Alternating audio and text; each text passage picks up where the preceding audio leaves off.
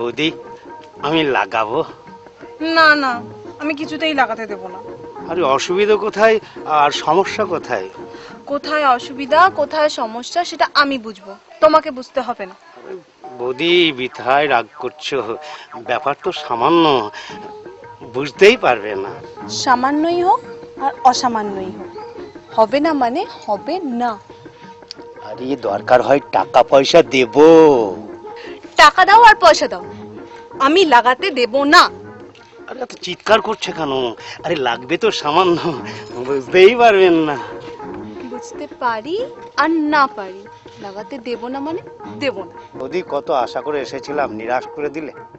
তোমরা তো আলছাল, কত বড় বড় নেতা মাফিয়া, এমনকি আমার বড় এসেছিল, তাকেও লাগাতে দিইনি।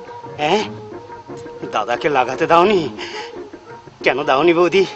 দাদার গন্ডগোলটা কি? মুখ পোড়া আমার বাড়ির দেওয়ালে মদের বিজ্ঞাপন লাগাবে বলে তৈরি ছিল, তাই আমি লাগাতে দিইনি।